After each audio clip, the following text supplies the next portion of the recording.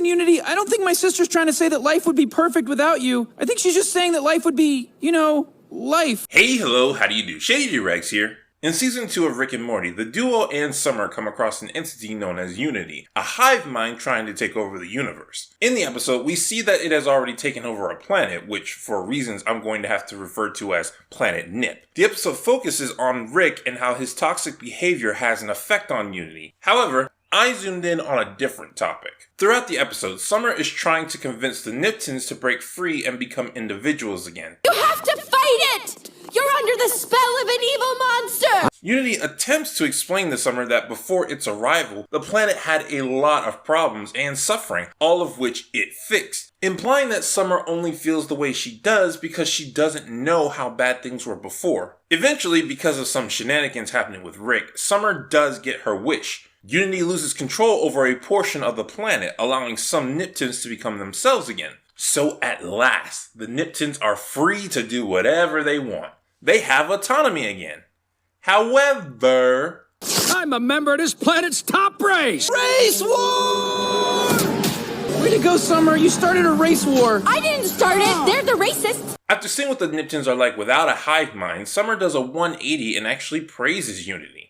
You're afraid the big bad hive mind is gonna steal your grandpa away. Actually, no. I think Unity's great and you're a horrible influence on it. This is where my mind started churning. Summer changing her opinion on Unity gave off the vibe that the show itself was saying Unity overall was a good thing for the planet.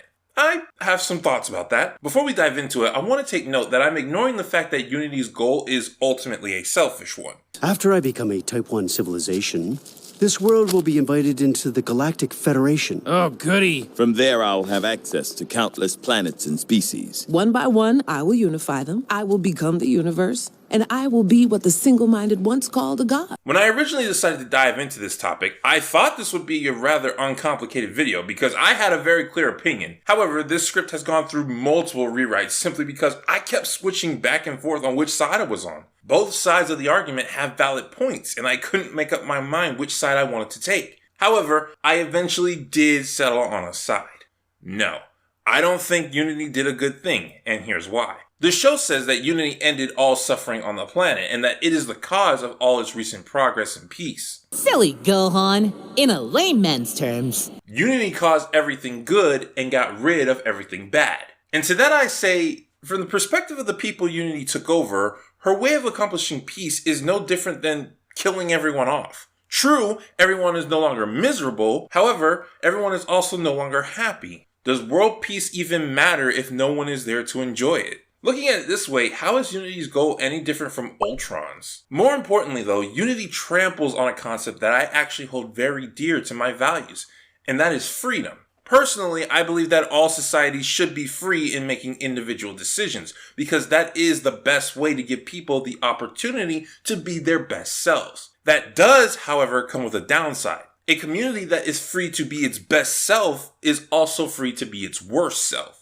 Planet Nip, without Unity, is the negative side to the freedom of a community. People are allowed to become the worst parts of themselves, and because of that, they could effectively destroy the community in the chaos. Unity, I am so sorry. I didn't know freedom meant people doing stuff that sucks. I was thinking more of a choose-your-own cell phone carrier thing. Sadly, this is a consequence of free will, but it is one I stand by, at least to a degree. Again, we're talking about a society here. Individuals should always have rules that they will need to follow. But if a society as a whole wants to live a life that will ultimately lead to its downfall, as long as everyone involved is willing to participate, who is an outsider to stop it? Unity didn't fix racism, it just covered it up.